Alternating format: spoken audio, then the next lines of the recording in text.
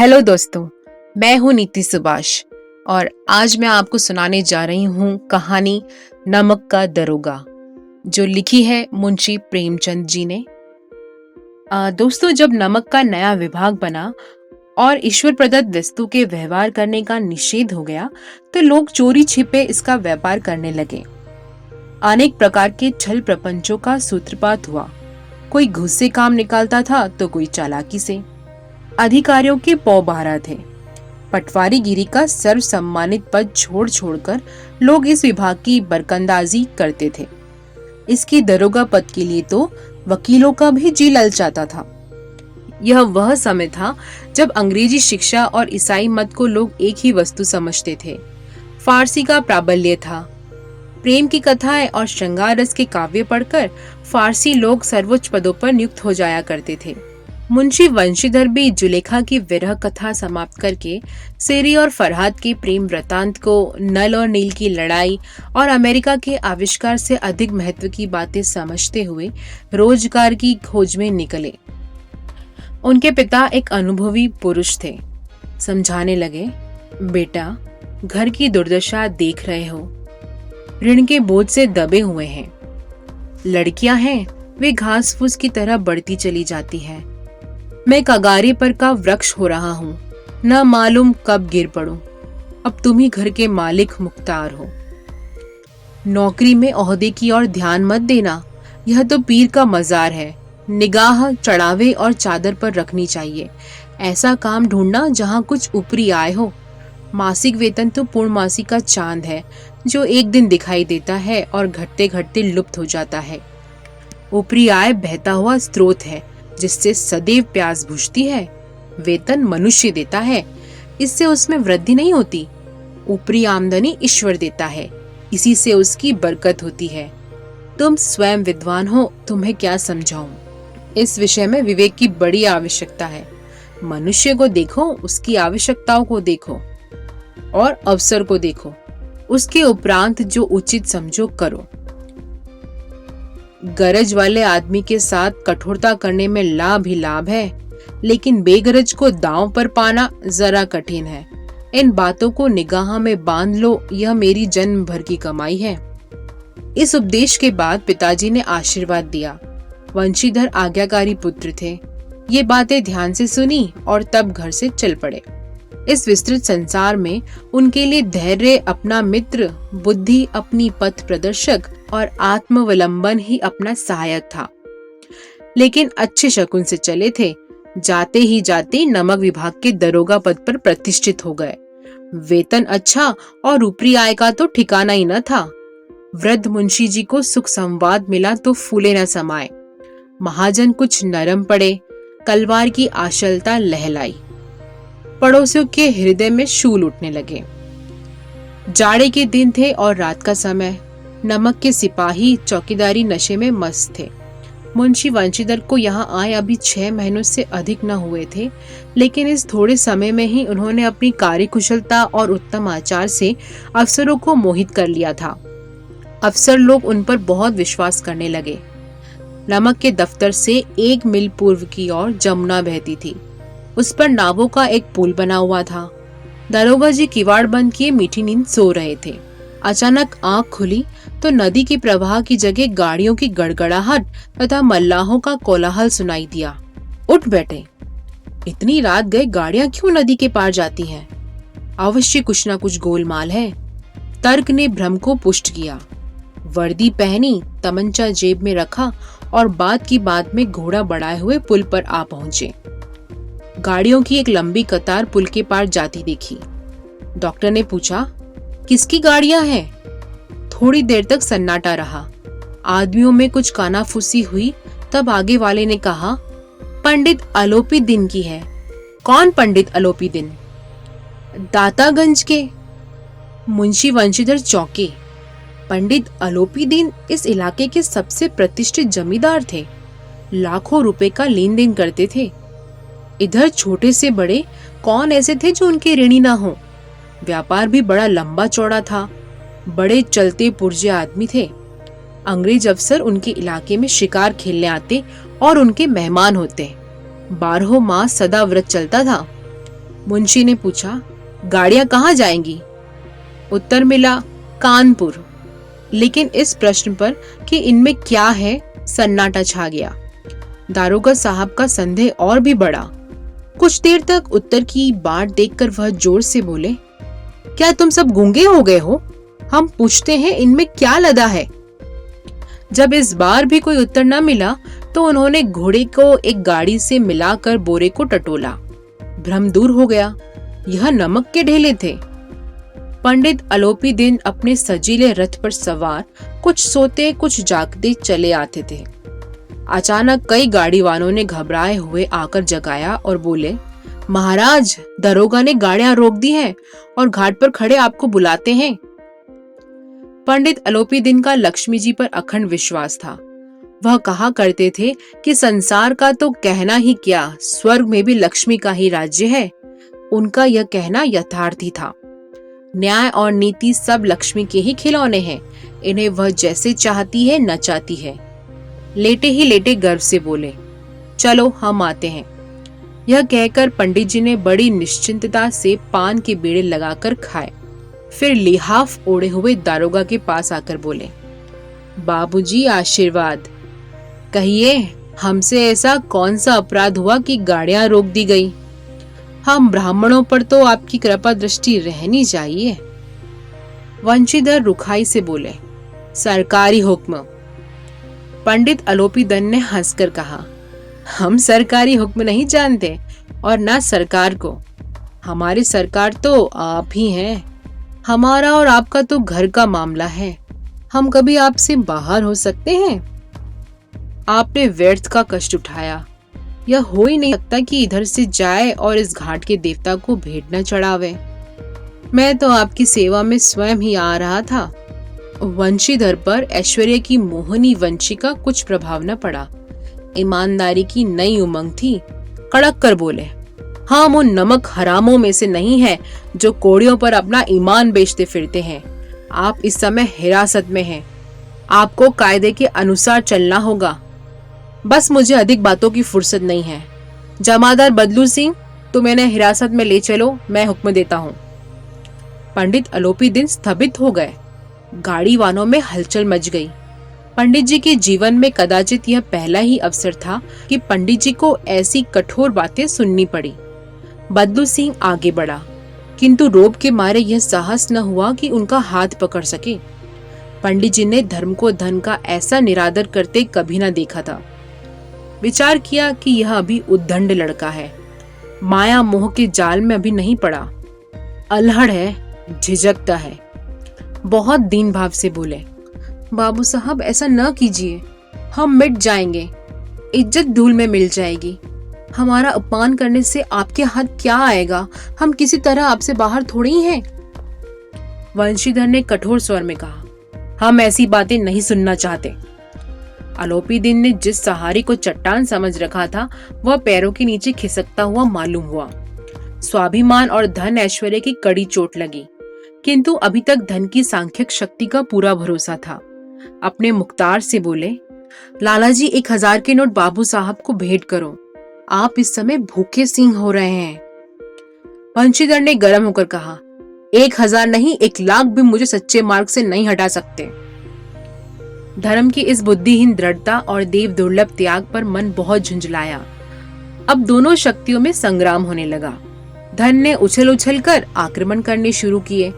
1 से 5, 5 से 10, 10 से 15 और 15 से 20,000 तक नौबत पहुंची, किंतु धर्म अलौकिक वीरता के साथ बहुसंख्यक सेना के सम्मुख अकेला पर्वत की भांति अटल अविचलित खड़ा था। अलोपी दिन निराश होकर बोले, अब इससे अधिक मेरा साहस नहीं, आगे आपको अधिकार है। वंशीधर ने अपने जमादार को ललकारा। बदलू सिंह मन में दारोगा जी को गालियां देता हुआ पंडित अलोपी दिन की ओर बढ़ा। पंडित जी घबराकर 2-3 कदम पीछे हट गए। अत्यंत दीनता से बोले, बाबू साहब, ईश्वर के लिए मुझ पर दया कीजिए, मैं 25,000 पर निपटारा करने को तैयार हूँ। असंभव बात है। 30,000 पर? किसी तरह भी संभव नहीं। क्या 40,000 पर भी नहीं? 40,000 नहीं, 40 लाख पर भी असंभव है। बदलू सिंह, इस आदमी को हिरासत में ले लो, अब मैं एक शब्द भी नहीं सुनना चाहता। धर्म ने धन को पैरों तले कुचल डाला। आरोपी दिन ने एक हष्टपुष्ट मनुष्य को हथकड़ियां लिए हुए अपनी तरफ आते देखा। चारों ओर निराश और कातर दृष्टि से देखने लगे। इसके बाद मूर्छित होकर गिर पड़े। दुनिया सोती थी पर दुनिया की जीभ जागती थी। सवेरे देखिए तो बालक वृद्ध सबके मुंह से यही बात सुनाई देती थी। जिसे देखिए वह पंडित जी के इस व्यवहार पर टीका टिप्पणी कर रहा था। निंदा की बौछारें हो रही थी, मानो संसार से अब पापी का पाप कट गया। पानी को दूध के नाम से बेचने वाला ग्वाला, कल्पित रोजनामचे भरने वाले अधिकारी वर्ग, रेल में बिना टिकट सफर करने वाले बाबू लोग, जाली दस्तावेज बनाने वाले सेठ और साकार, यह सब के सब देवताओं की भांति गर्दनें चला रहे थे।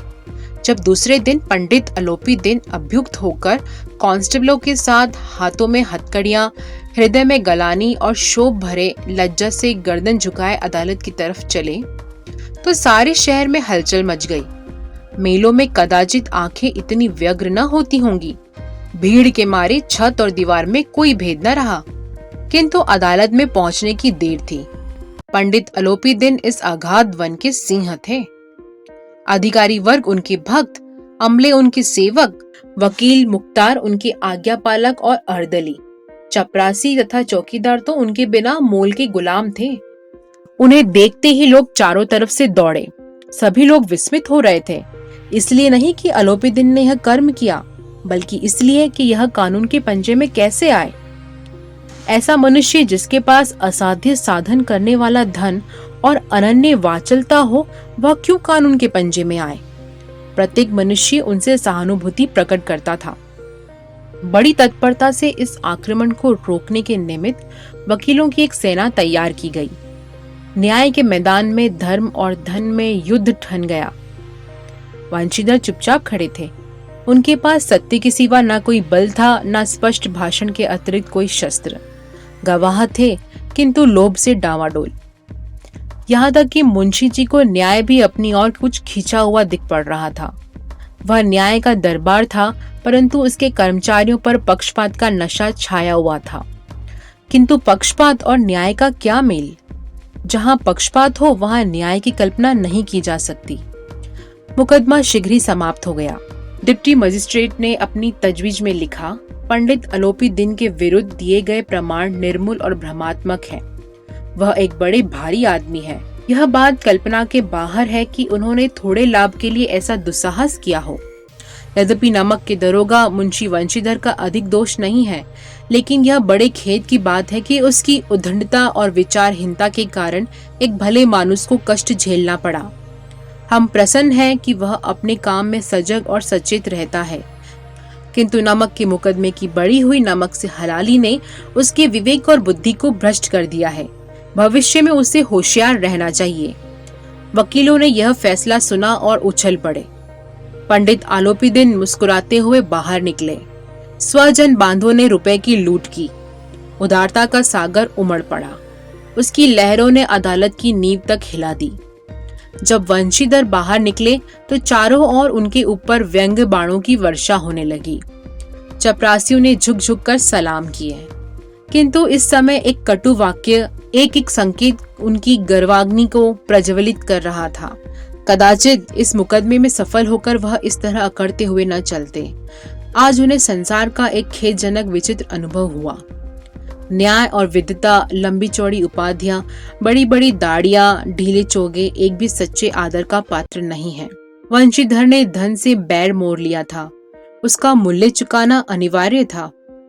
कठिनता से एक सप्ताह बीता होगा कि मुअत्तली का पखाना आ पहुंचा। कार्य प्रणायता का दंड मिला। बेचारे भग्न हृदय, शोक और खेद से व्यथित घर को चले। बूढ़े मुंशी जी तो पहले ही से कुड़बुड़ा रहे थे कि चलते चलते इस लड़के को समझाया था, लेकिन इसने एक न सुनी। सब मनमानी करता है। हम तो कलवार और कसाई के तगादे सहे, बुढ़ापे में भगत बनकर बैठे और वहां बस वही सूखी तनख्वाह। हमने भी तो नौकरी की है और कोई ओहदेदार नहीं थे, लेकिन काम किया, दिल खोल कर किया। और आप ईमानदार बनने चले हैं। घर में चाहे अंधेरा हो, मस्जिद में अवश्य दिया जलाएंगे। कैद ऐसी समझ पर पढ़ना लिखना सब अकारत गया। इसके थोड़े ही दिनों बाद जब मुंशी वंशीधर इस दुरावस्था में घर पहुंचे और बूढ़े पिताजी ने समाचार सुना तो सिर पीट लिया। बोले, जी चाहता है कि तुम्हारा और अपना सिर फोड़ लूं। बहुत देर तक पछता पछता कर हाथ मलते रहे और यदि वंशीधर वहां से टल न जाता तो अवश्य ही वह क्रोध विकट रूप धारण करता। वृद्ध माता को भी दुख हुआ। जगन्नाथ और रामेश्वर यात्रा की कामनाएं मिट्टी में मिल गई। पत्नी ने कई दिनों तक सीधे मुंह बात तक नहीं की। इसी प्रकार एक सप्ताह बीत गया। संध्या का समय था। बूढ़े मुंशी जी बैठे बैठे राम नाम की माला जप रहे थे।